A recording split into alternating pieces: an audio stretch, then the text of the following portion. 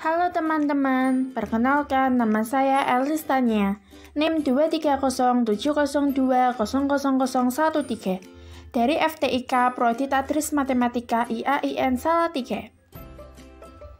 Pada kesempatan kali ini, saya akan menjelaskan materi tentang fungsi dan kedudukan bahasa Indonesia.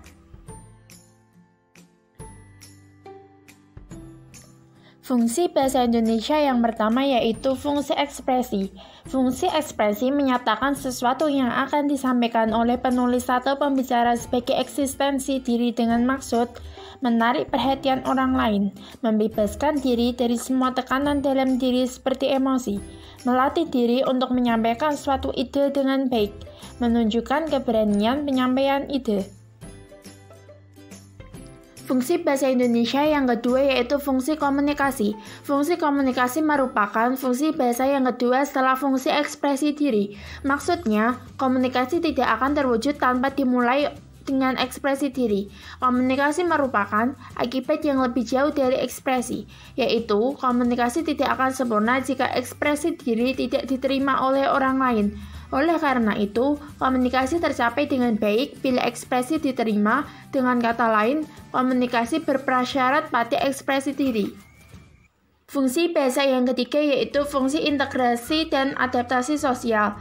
Fungsi integrasi dan adaptasi diri dalam satu lingkungan merupakan kekhususan dalam bersosialisasi, baik dalam lingkungan sendiri maupun dalam lingkungan baru. Hal itu menunjukkan bahwa bahasa yang digunakan sebagai sarana mampu menyatakan hidup bersama dalam suatu ikatan masyarakat. Dengan demikian, bahasa itu merupakan suatu kekuatan yang berkorelasi dengan kekuatan orang lain dalam integritas sosial. Korelasi melalui bahasa itu memanfaatkan aturan-aturan bahasa yang disepakati sehingga manusia berhasil membaurkan diri dan menyesuaikan diri sebagai anggota suatu masyarakat.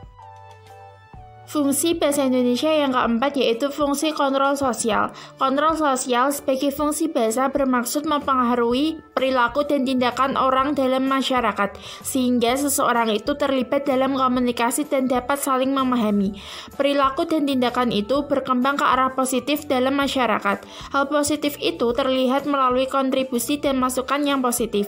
Bahkan, kritikan yang tajam dapat menerima dengan hati yang lapang jika kata-kata dan sikap baik yang memberikan kesan yang tulus tanpa prasangka.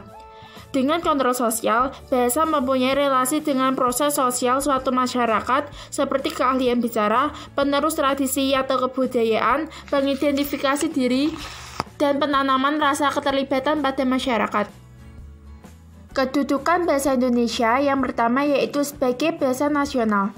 Bahasa nasional adalah fungsi jati diri bangsa Indonesia bila berkomunikasi pada dunia luar Indonesia. Fungsi bahasa nasional ini dirinci atas bagian berikut. Yang pertama, lambang kebanggaan kebangsaan Indonesia.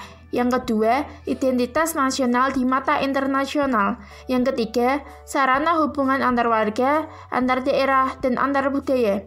Yang keempat, pemersatu lapisan masyarakat, sosial, budaya, suku bangsa, dan bahasa. Kedudukan bahasa Indonesia yang kedua yaitu sebagai bahasa negara. Bahasa negara adalah bahasa yang digunakan dalam administrasi negara untuk berbagai aktivitas dalam rincian berikut.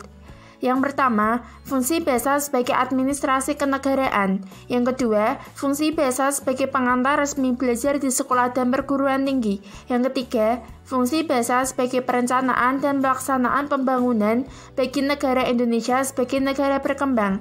Yang keempat, fungsi bahasa sebagai bahasa resmi berkebudayaan dan ilmu teknologi. Demikian materi yang bisa saya sampaikan dari materi fungsi dan kedudukan bahasa Indonesia.